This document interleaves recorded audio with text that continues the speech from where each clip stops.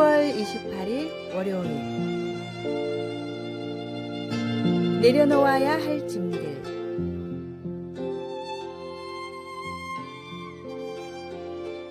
가방이 낡고 작아져서 조금 큰 가방을 새로 샀습니다. 인터넷을 뒤지다 마음에 쏙 드는 디자인과 크기, 적당한 가격의 가방을 발견해 오랜만에 쇼핑을 했습니다. 며칠 후 배송된 가방을 받아보니 생각보다 넓고 깊어서 많은 물건을 넣을 수 있었습니다. 신이 나서 성경책과 노트, 틈틈이 읽는 책 한 권, 필통, 안경, 태블릿 PC와 충전기, 간식거리 등 여러 물건을 가득 채웠습니다. 마치 모든 공구를 넣고 다니는 공구 상자처럼 가방은 항상 무거웠습니다. 그러나 얼마 지나지 않아 그 무게가 감당하기 힘들어졌습니다. 고등학교 시절 교과서, 참고서, 도시락으로 꽉 찼던 무거운 가방이 떠올랐습니다.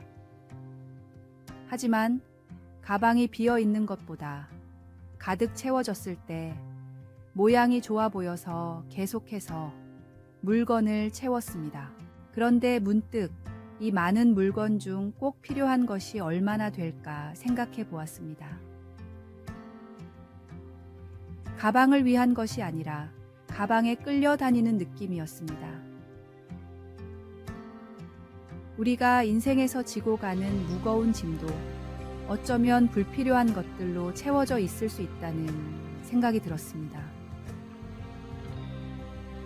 이 이야기는 우리가 종종 인생의 짐을 스스로 더 무겁게 만든다는 사실을 일깨워 줍니다. 하나님께서 우리에게 맡기신 것만을 붙잡고 나아가야 하는데 세상의 염려와 욕심으로 마음과 삶을 가득 채우면 그 무게에 짓눌리게 됩니다. 예수님은 수고하고 무거운 짐진 자들아 다 내게로 오라 라고 말씀하시며 우리의 불필요한 짐을 내려놓으라고 초대하십니다. 오늘의 말씀. 우리에게 구름같이 둘러싼 허다한 증인들이 있으니 모든 무거운 것과 얽매이기 쉬운 죄를 벗어버리고 인내로써 우리 앞에 당한 경주를 하며 오늘의 만나. 주님께서 주시는 참된 평안과 쉼을 얻기 위해 내려놓아야 할 부분은 어디인지 생각해 봅시다. 내 삶에서 불필요하게 짐을 늘리고 있는 것은 무엇일까요?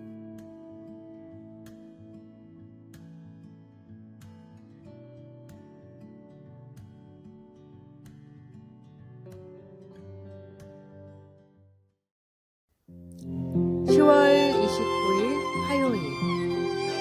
무서움의 공간. 평화롭고 고요한 곳을 좋아한다면 미네소타 미니애폴리스에 당신이 좋아할 방이 있습니다. 그곳은 모든 소리의 99.99%를 흡수할 수 있는 방입니다.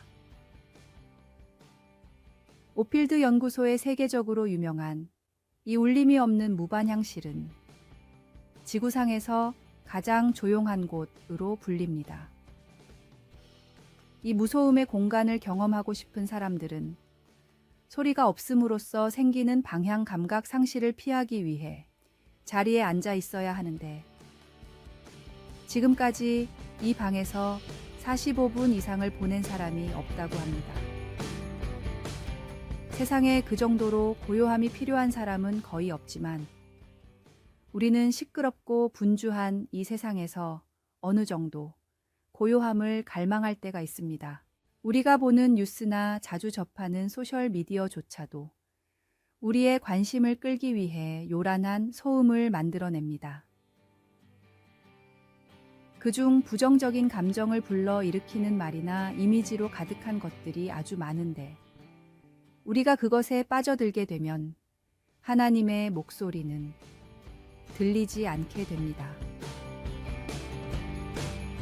엘리야 선지자가 하나님을 만나러 호렙산에 올랐을 때 요란하고 강한 바람이나 지진, 불 속에서는 하나님을 만나지 못했습니다.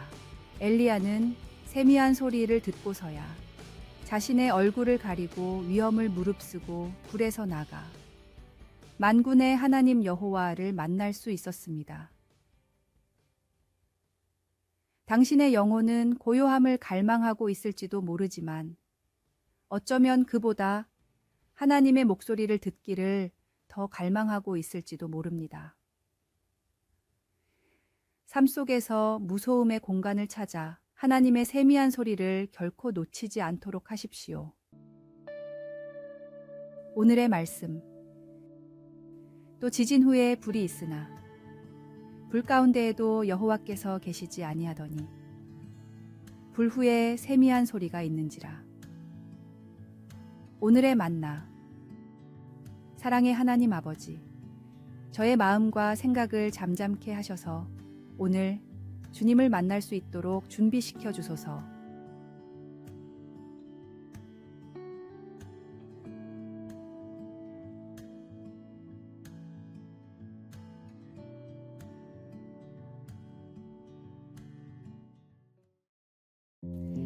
(10월 30일) 수요일.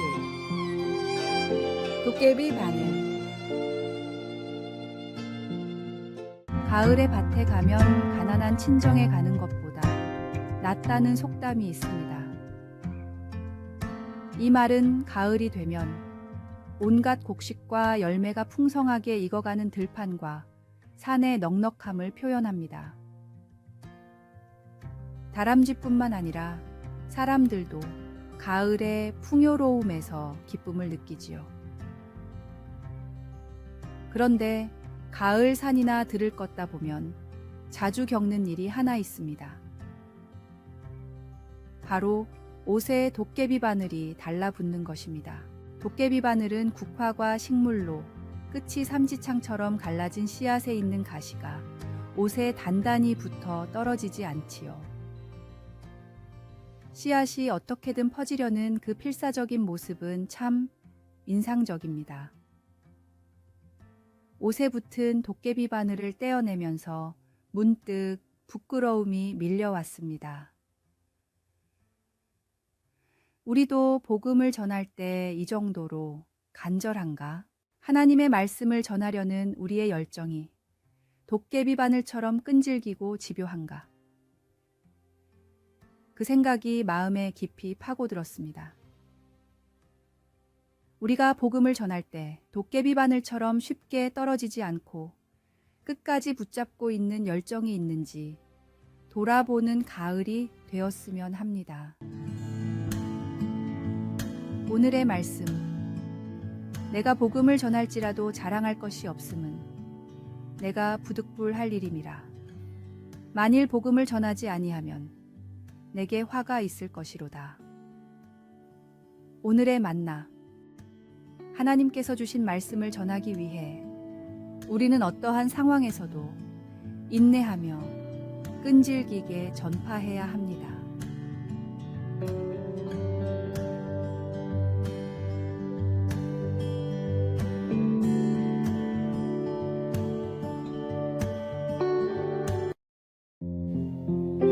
(10월 31일) 목요일.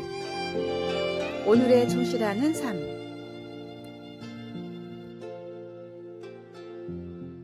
의과대학에 입학했지만 걱정이 많았던 한 청년이 있었습니다. 명문대에 우수한 성적으로 들어갔지만 그는 전공 선택에서부터 미래의 진로까지 혼란스러웠습니다. 병원을 개업할지 학문을 이어갈지 갈피를 잡지 못했고 어려운 가정 형편으로 당장 생계를 걱정해야 했습니다. 강의에 집중하지 못해 성적도 점점 떨어졌습니다. 그러던 어느 날 청년은 우연히 손에 든 책에서 한 문장을 읽고 삶이 완전히 변했습니다. 멀리 있어 잘 보이지 않는 걸 보려고 하지 말아라. 우리 삶의 목표는 눈앞에 또렷이 보이는 것을 실천하는 일이어야 한다. 영국의 석학 토마스 칼라일의 글이었습니다. 이 말에 큰 감명을 받은 청년은 그날부터 미래에 대한 걱정을 내려놓고 눈앞의 일에만 집중하기 시작했습니다.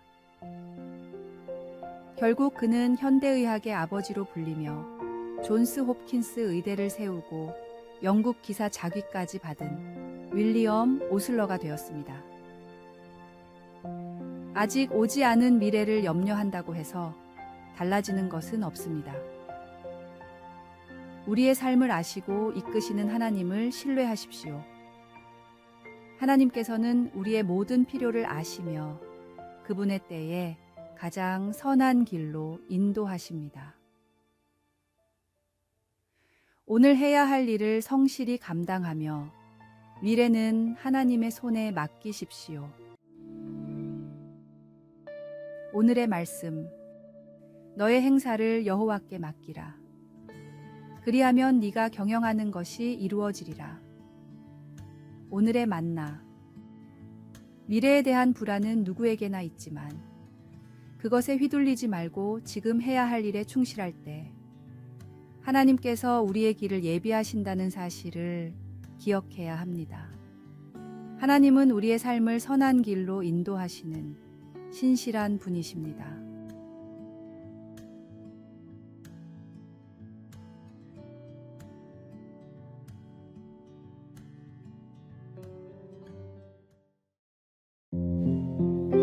(11월 1일) 금요일, 나눔과 배려의 계절을 맞이하며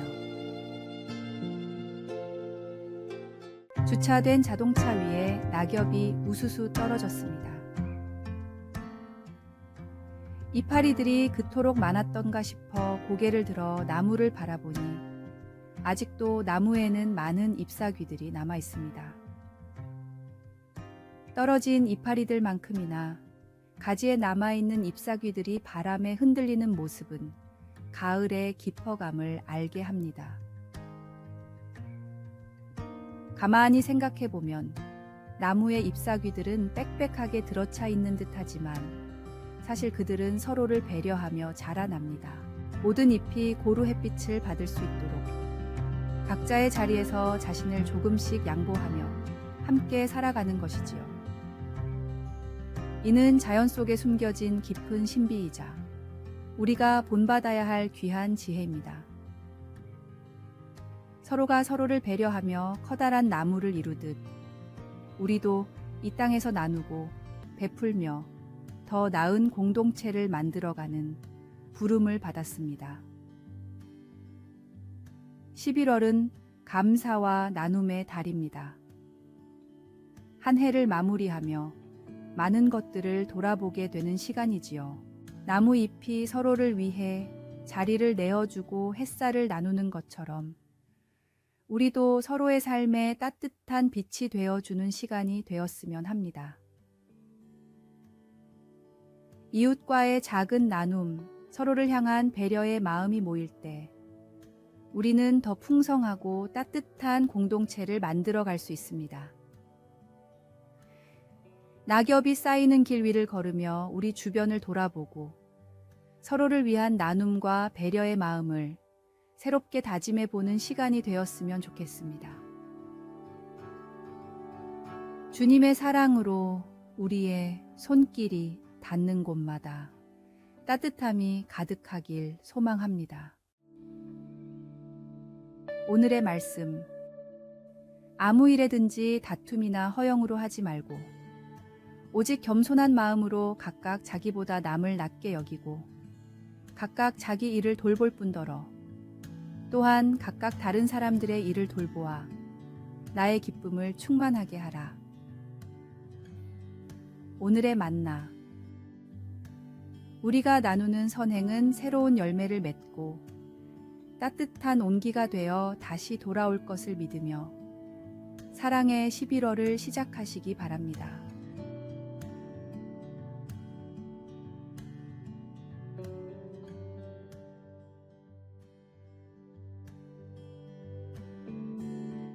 아래에 빨간색 글자 구독을 누르시어 더 많은 전도의 열매를 맺으시기를 기도합니다.